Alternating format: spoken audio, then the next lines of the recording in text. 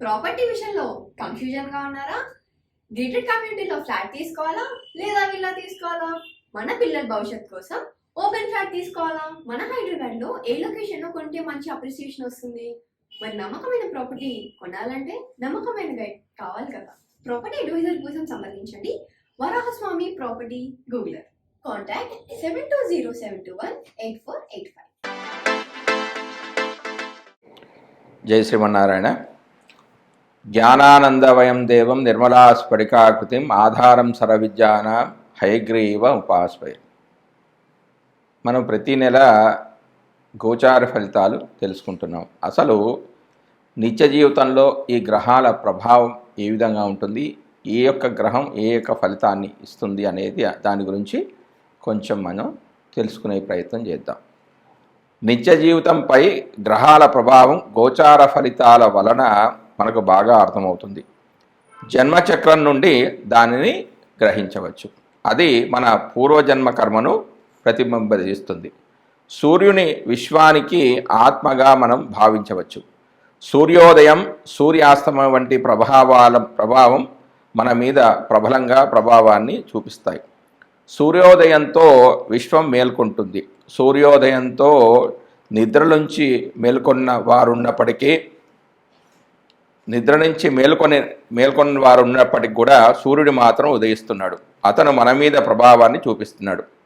సూర్యోదయం మన మీద చూపించే ప్రతికూల లేదా అనుకూల ప్రభావాలను జాతక చక్రంలోని చంద్రుని వలన మనం గ్రహించవచ్చు. సాధారణంగా సూర్యోదయమున సూర్యుడు ఉండే స్థానమే మన జాతక చక్రంలో మొదటి భావం అనేది అవుతుంది. అందుకనే సూర్యోదయంతో మనం నిద్ర నుంచి మేల్కొని భౌతిక కార్యక్రమాలను అనగా పళ్ళు శుభ్రపరచుట, స్నానం మొదలైన పనులను నిర్వహిస్తాం. సూర్యాస్తమం సమయానికి సూర్యుడు 7వ ఇంటికి చేరుకుంటాడు.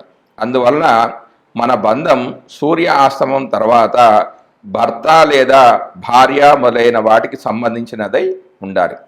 ఇతర విషయాలను వదిలేసి ప్రశాంతంగా పొందాలి.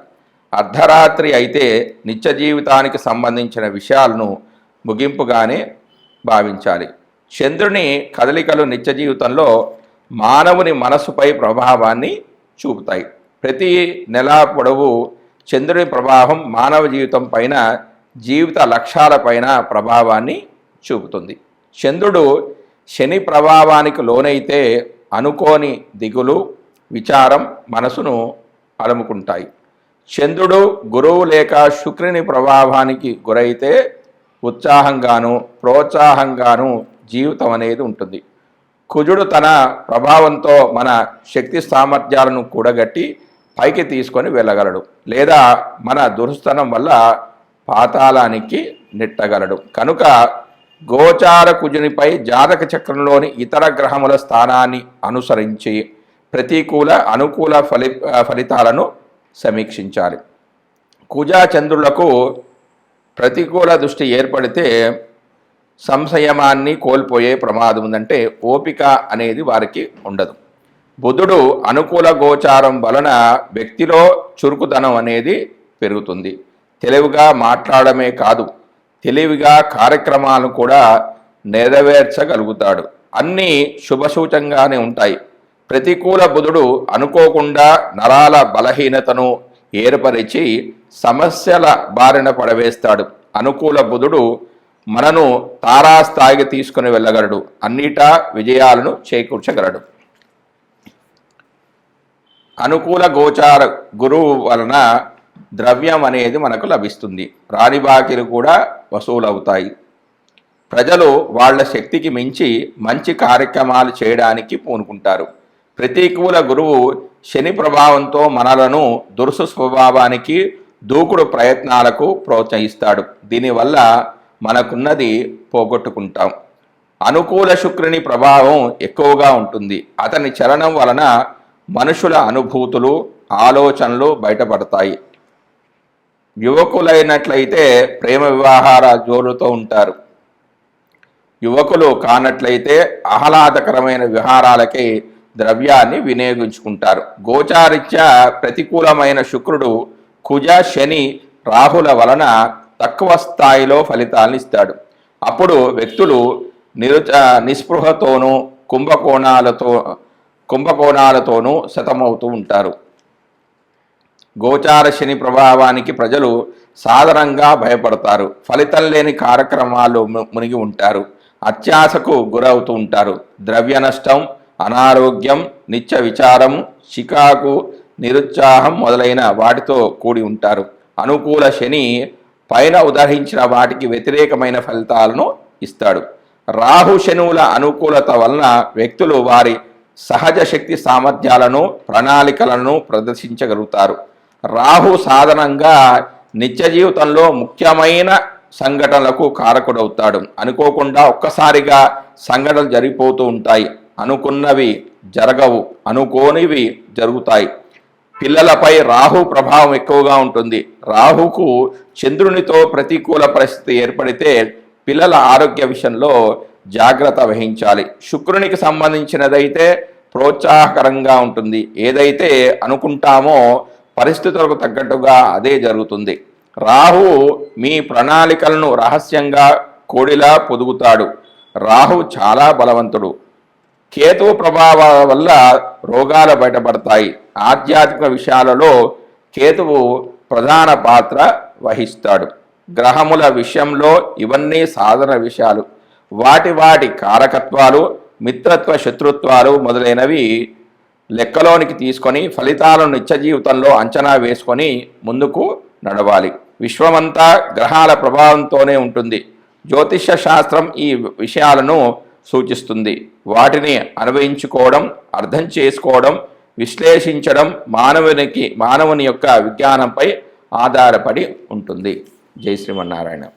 సంవత్సర గోచార ఫలితాలలో ఏ గ్రహాలకు ఎక్కువగా ప్రాధాన్యత ఉందో మనము ఈ భాగంలో తెలుసుకుందాం. ప్రతి సంవత్సరం ఉగాది సందర్భంలో వేసే పంచాంగ శ్రవణంలో భాగంగా సంవత్సర గోచారాన్ని తెలియజేస్తారు. సాధారణంగా కూడా జరుగుతున్న సంవత్సరంలో తమకు సంబంధించిన శుభాశుభాలను తెలుసుకోవడం కూడా సంవత్సర గోచార ఫలితమే. ఈ విధానంలో ముఖ్యంగా ఆ సంవత్సరము శని, గురువు, రాహుకేతుల సంచారం ప్రధానంగా ఉంటుంది. శని సంచరించే రాశి తమకు అనుకూలమో ప్రతికూలమా అని చూసుకోవడం అనేది ఉంటుంది. ఈ క్రమంలో తమ జన్మరాశికి శని 12, 1, 2 రాశుల్లో సంచరించే దానిని ఏలినాటి శని అని, 4వ స్థానం సంచారం అర్ధాష్టమ శని అని, 8వ రాశిలో సంచారాన్ని అష్టమ శని అనే పేరుతో తెలుపుతారు. ఈ కాలంలో విశ్రాంతి లేకపోవడం, అంటే 12వ స్థానంలో ఉంటే విశ్రాంతి లేకపోవడం, శారీరకమైన ఇబ్బందులు అంటే 1వ స్థానంలో ఉంటే శారీరకమైన ఇబ్బందులు, ఆర్థిక ఇబ్బందులు, కుటుంబ కలహాలు అంటే 2వ స్థానంలో ఉంటాయి. 4వ స్థానంలో ఉంటే సౌఖ్యం లేకపోవడం అంటే సుఖం లేకపోవడం, 8వ స్థానంలో ఉంటే ఆకస్మిక నష్టాలు, అనారోగ్యాలు క్రమంలో తెలియబడతాయి. ఇవన్నీ ఫలితాలు కూడా ఆ జాతకుడు పొందుతాడు. శని యొక్క దృష్టిని కూడా పరిశీలించడం సాంప్రదాయం. శని తానున్న రాశి నుండి 3, 7, 10 స్థానాలను చూస్తూ ఉంటాడు. ఆ రాశిలో తమ జన్మరాశి ఉన్నప్పటికీ జాగ్రత్తలు తీసుకోవడం అవసరంగా సూచిస్తారు. అంతేకాక శని సంచరిస్తున్న రాశి, శని దృష్టి ఉన్నటువంటి రాశులు తమ జన్మరాశి నుంచి ఏ భావాలు అవుతున్నాయో ఆయా భావాల విషయంలో జాగ్రత్తలు తీసుకోవడం కూడా గోచారంలో ఒక భాగమే. శని ఒక్కొక్క రాశిలోనూ 2.5 సంవత్సరాల సంచారం వల్ల ఈ గ్రహ ఫలితాలను అధికంగా గమనించడం సాంప్రదాయంలో ఉంది. సంవత్సర గోచార ఫలితాల అధ్యయనంలో శని యొక్క ఫలితం చాలా కీలకమైనది. గురుగ్రహ సంచారాన్ని కూడా సంవత్సర గోచారంలో భాగంగా పరిశీలిస్తారు. గురువు తానున్న రాశి నుంచి 5, 7, 9 రాశులను చూడడం వల్ల ఆయా రాశుల వారికి అనుకూలతను తెలియజేయడం జరుగుతుంది. జన్మరాశి నుండి 2, 5, 7, 9, 11 రాశుల్లో సంచరిస్తున్నప్పుడు ఆర్థిక, సంతాన, వైవాహిక సంతృప్తి, లాభాదులను పొందవచ్చు. గురుదృష్టి ఉన్నటువంటి భావాల్లో లోపాలున్నా సరిదిద్దబడతాయి. ఆ సంవత్సరంలో ఏ కార్యక్రమాలకు అనుకూలమో ఏ కార్యక్రమాలకు ప్రతికూలమో కూడా గురుగ్రహ గోచారం ద్వారా గమనించవచ్చు. నూతన సంకల్పాలు నెరవేరడానికి, వివాహ సంతానాది అంశాల్లో పరిపూర్ణత కోసం గురుగ్రహ గోచారం అనుకూలంగా ఉండే విధంగా చూస్తుండడం సాంప్రదాయం. రాహుకేతువులు తామున్న రాశులకు అనుసరించే భావాలకు సంబంధించిన అశుభ ఫలితాలను ఇస్తూ ఉంటారు. ముఖ్యంగా 3, 6, 11 స్థానాల్లో తప్ప మిగిలిన స్థానాల్లో ఆయా భావాలకు లోపాలను తెలియజేయడం గోచార సాంప్రదాయం. ఏదైనా శుభగ్రహంతో కలిసి ఉన్నప్పటికీ ఆ గ్రహం యొక్క శుభత్వాన్ని తగ్గించే విధంగా రాహు కేతువు గ్రహాలు ఉంటాయి. అందువల్ల ప్రతి రాశి వారికి రాహు కేతువు ఉన్నటువంటి భావాలను జాగ్రత్తగా చూసుకోవాల్సి ఉంటుంది. శని, గురువు, రాహు కేతువులు అధిక కాలంలో ఒక రాశిలో సంచరించడం వల్ల సంవత్సర ఫల నిర్ణయంలో వీరి యొక్క ప్రాధాన్యం అధికంగా ఉంటుంది. జై శ్రీమన్నారాయణ. మాస గోచార ఫలితాల యొక్క ప్రాముఖ్యత.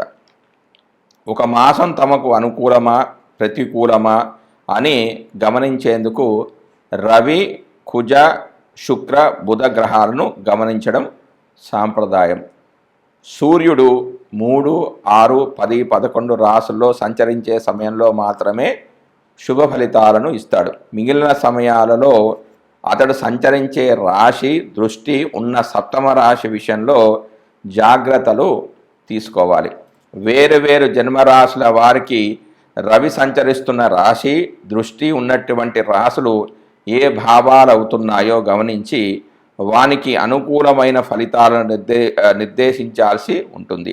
రవి గోచారంలో వ్యతిరేకంగా ఉన్న సమయంలో అధికార ప్రభుత్వ సంబంధమైన సమస్యలు, అనారోగ్య లోపాలకు, మానసికమైన ఒత్తిడులకు అధికమైన అవకాశం అనేది ఉంటుంది. అదేవిధంగా కుజుడు గోచారంలో అననుకూలమైన రాశిలో సంచరిస్తుంటే చిన్న చిన్న ప్రమాదాలు, ఒత్తిడులు, శారీరకమైన అనారోగ్యాలు, నొప్పులకు అవకాశం అనేది అధికంగా ఉంటుంది. అంతేకాకుండా సామాజికంగా అప్పులు పెరగడం, శత్రుత్వాలు అధికం కావడం కూడా ఉంటుంది. తగిన దాన ధర్మాలు అవసరమవుతాయి. 3, 6, 11 రాశుల్లో మాత్రమే శుభ ఫలితాలను కుజుడు ఇచ్చినప్పటికీ తాను సంచరిస్తున్న రాశి దృష్టి ఉన్నటువంటి 4, 7, 10 రాశులను కూడా ఫలితాల విషయంలో లెక్కలోనికి తీసుకోవాలి. బుధుడు గోచారంలో అశుభ ప్రదేశాల్లో ఉన్నప్పుడు వ్యాపారాదుల్లో లోపాలకు అధికమైన అవకాశం అనేది ఉంటుంది. పెట్టుబడులు ఫలించవు, స్ఫురణ శక్తి అనేది లోపిస్తుంది, శారీరక చైతన్యం తగ్గిపోయే సూచనలు ఉన్నాయి. కొంత బలహీనమైన మనస్తత్వం, ఆలోచనా తత్వంలో లోపాలకు అవకాశం అనేది కలుగుతుంది. రోగ నిరోధక శక్తి అనేది లోపించడం వల్ల కలిగే సమస్యలు పెరుగుతాయి. బుధుడు 2, 4, 6, 8, 10, 11 స్థానాల్లో శుభ ఫలితాలను ఇస్తాడు. తాను చూస్తున్న భావాలకు కూడా శుభాన్ని ఇస్తాడు. శుక్రుడు అధిక స్థానాల్లో గోచారిత్యా అనుకూలంగా ఉన్నప్పటికీ బలహీనమైన గోచార ఫలితాలనిచ్చే స్థానాలలో మనోభిష్టాలు నెరవేరక ఇబ్బంది పడుతూ ఉంటారు. శుక్రుడు ఒక రాశిలో సంచరించే కాలంలో మానసికమైన వ్యవహారాలు, ఆకర్షణలలో లోపాలు, ఇబ్బందులకు అవకాశం అనేది ఉంటుంది. అవగాహన లోపాలు ఉంటాయి. శరీరంలో హార్మోన్ల లోపాలు ఏర్పడతాయి. సమతుల్యమైన భావాలు దెబ్బతింటాయి. శుక్రుని విషయంలో 6, 7, 10 రాశుల సంచారం మాత్రమే లోపమైనది. 6వ స్థానం సంచారం అధికమైన లోపంగా పరిగణిస్తారు. భార్యాభర్తల మధ్యలో అభిప్రాయ భేదాలకు కూడా ఇటువంటి అంశాలు కారణమవుతాయి. మానసికమైన ఒత్తిడి తీవ్రంగా ఉంటుంది. ఒక నెల రోజులు కొంత ఎక్కువ తక్కువలతో కూడుకున్న రోజుల్లో సంచరించే గ్రహాలు ఇవన్నీ కూడా. అందువల్ల వీటి ద్వారా కలిగే ఫలితాలు ఆ మాసాదులకు చెంది ఉంటాయి. అయితే శుభ సమయంలో కార్యక్రమం ప్రారంభించి పూర్తి చేయడానికి ఇటువంటి అనుకూల గ్రహ సంచారాదుల వల్ల ఫలితం అనేది అధికంగా ఉంటుంది. జై Srimannarayana. Hi, my name is Gautam and I actually stay in Malkajgiri itself. Like, I had this back pain. It's been 1.5 years. I have tried many treatments like chiropathy, oil massage, physiotherapy especially, but it didn't work out as much like what I expected. I strongly suggest homeopathy because నేను personally allopathy చాలా suffer అయినా, and I definitely do not recommend allopathy. You people can carry on with the homeopathy. Area Malkajgiri and doctor name is like Nageswar Rao and the clinic name is Neocare Homeopathy. కుంభరాశి వారికి July నెలలో మాస ఫలితాలు ఈ విధంగా ఉన్నాయి. రవి ఫలితాలు. రవి కుంభరాశి వారికి జూలై 16 వరకు పంచమ స్థానంలోను, జూలై 17 నుంచి ఆగస్టు 16 వరకు షష్టమ స్థానంలోను అంటే 6వ స్థానంలోనూ గోచరిస్తున్నాడు. పంచమ స్థానం దోష ఫలితాలను ఇస్తుంది. మనస్తాపము, విరక్తి, మిత్రుల ద్వారా కష్టము, బుద్ధిమాన్యత, అశాంతి, సంతతికి అనారోగ్యము, శత్రుత్వము, వృత్తిభంగము, మనోదుఖము, బంధువుల నుండి వియోగము, చిక్కులు, మనక్షోభత, తత్తరపాటు ఈ ఫలితాలు అనేవి ఉంటాయి. 6వ స్థానంలో అనుకూల ఫలితాలు అనేవి వస్తాయి. అవి శత్రునాశము, మానసిక ప్రశాంతత, కార్యసాధన, దుఃఖ విమోచనము, ధనధాన్య వృద్ధి, ఆరోగ్యము, వస్త్రలాభము, ప్రయత్న కార్యములందు అంటే ప్రయత్నించిన కార్యాలయందు విజయము, సుఖశాంతులు అనేవి కలుగుతాయి. తర్వాత కుజుడి యొక్క ఫలితాలు. కుంభరాశి వారికి కుజుడు జూలై 12 వరకు 3వ స్థానంలోను, జూలై 13 నుంచి ఆగస్టు 26 వరకు 4వ స్థానంలోనూ సంచరిస్తూ ఉన్నాడు. తృతీయ స్థానం అనుకూల ఫలప్రదం. ధైర్యము, అయత్న ధనలాభము, ఆరోగ్యం, జయం, అధికార వృద్ధి, కీర్తి, ఇష్టకార్య సిద్ధి, సంతాన సౌఖ్యము, సర్వాభరణ లాభము కలుగుతాయి. స్వర్ణాభరణాలంటే బంగారం యొక్క లాభం అనేది కలుగుతుంది. 4వ స్థానంలో బంధు విరోధము, వేదన, వ్యాధి, క్రూరమైన ఆలోచనలు, ద్రవ్యనాశనము, భయము, భాగ్యహీనత, క్షీణత, స్థానభ్రంశము, అనారోగ్యము, ఉదర వ్యాధి, మిత్రద్రోహం, బంధువుల వలన సుఖం అనేవి కలుగుతాయి. బుధుడు యొక్క ఫలితాలు. కుంభరాశి వారికి బుధుడు జూలై 19 వరకు 6వ స్థానంలోను, జూలై 20 నుంచి ఆగస్టు 22 వరకు సప్తమంలోనూ సంచారం చేస్తున్నాడు. 6వ స్థానంలో సంచరించేటప్పుడు శుభ ఫలితాలను ఇస్తాడు. విద్యా వినోదాల ద్వారా సుఖము, గౌరవము, వస్త్ర ధనధాన్య లాభము, సుఖశాంతులు, ప్రజాభిమానము, మనోధైర్యము, జయం, కీర్తి, ధనవృద్ధి అనేవి కలుగుతాయి. సప్తమ స్థాన చలనం దుష్ట ఫలితాలను ఇస్తుంది. ద్రవ్య నష్టము, ఉష్ణతత్వము, రాజవిరోధము, సర్వాంగాలకు వ్యాధి, సౌందర్య లోపము, కార్య విఘ్నము, వృధా కోరికలు, అశాంతి, కుటుంబ కలహాలు వంటివి జరిగే అవకాశం ఉంది. గురుడి యొక్క ఫలితాలు. కుంభరాశి వారికి గురుడు ఈ నెల అంతా కూడా 4వ స్థానంలో సంచారం చేస్తున్నాడు. ఈ స్థానంలో అశుభ ఫలితాలే పొందుతాడు కుంభరాశి వారు. కష్ట నష్టాలు, బంధు విరోధము, ఆందోళన, అవమానము, ధన నష్టము, దూర ప్రాంతాలకు వెళ్ళి వచ్చుట, దైన్యత, బుద్ధి నిలకడలేకపోవడం, గౌరవానికి భంగం కలగడం, సౌభాగ్య వృద్ధి, గృహలాభము, కుటుంబ సౌఖ్యము, కార్యసాధన, ద్రవ్యలాభము, మృష్టాన భోజనము, స్త్రీ సౌఖ్యము లాంటి శుభ ఫలితాలు కూడా గోచరిస్తాయి. శుక్రుడి యొక్క ఫలితాలు. శుక్రుడు కుంభరాశి వారికి జూలై 6 వరకు పంచమంలోను, జూలై 7 నుంచి జూలై 31 వరకు 6వ స్థానంలోనూ స్థితి చెంది ఉన్నాడు. పంచమ స్థానంలో శుభ ఫలితాలను ఇస్తాడు. ఇష్టకార్య సిద్ధి, ధనధాన్య లాభము, దాసీదాస జనసేవలు, మధుర పదార్థాలు లభ్యం కావడం, సంతాన వృద్ధి కావడం, పెద్దల యొక్క ఆదరణ లభించడము, ధనప్రాప్తి, శత్రుక్షయము, మిత్రుల ఆదరణ లభించడం వంటి ఫలితాలు పొందితే 6వ స్థానంలో వ్యతిరేక ఫలితాలు అనేవి వస్తాయి. రుణబాధలు, శత్రుబాధలు, అవమానము, వ్యయము, అపాయము, వ్యవహారాల్లో చిక్కులు అనేవి ఏర్పడే అవకాశం ఉంది. శని యొక్క ఫలితాలు. శని కుంభరాశి వారికి నెల అంతా కూడా జన్మస్థానంలో సంచరిస్తున్నాడు. ఏలినాడు శనిలో ఇది 2వ చలన కాలము. జన్మరాశిలో శని గ్రహ చలనం తీవ్ర దోష ఫలితాలను ఇస్తుంది. తేజోవిహీనత, భీతి, వ్యాధి, దుఃఖము, బంధు నష్టము, బంధు వైరము, శ్రమకరమైన ప్రయాణాలు, అవరోధాలు, అపకర్మలు, మతిభ్రంశము, రోగం వలన బాధలు. ఇందులో అతి తక్కువ చెడు ఫలితాలే పొందుతారు. ఎందుకంటే ఈ రాశి శనికి స్వక్షేత్రం కావడం వలన. రాహు యొక్క ఫలితాలు. రాహువు కుంభరాశి వారికి 2వ స్థానంలో సంచరిస్తున్నాడు. ఈ స్థానం అశుభ ఫలితాలను ఇస్తుంది.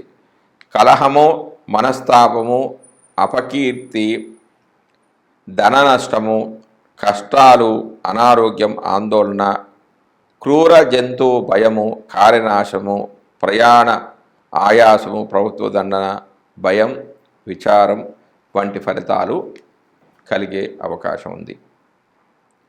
కేతువు యొక్క ఫలితాలు. కేతువు కుంభరాశి వారికి 8వ స్థానంలో సంచరిస్తున్నాడు. అనారోగ్యం, ఆందోళన, క్రూర జంతు భయము, కార్యనాశనము, ప్రయాణ ఆయాసము, ప్రభుత్వ దండన, భయము, కలహము, మనస్తాపము, అపకీర్తి, ధన నష్టము వంటివి కలిగే అవకాశం ఉంది. జై శ్రీమన్నారాయణ.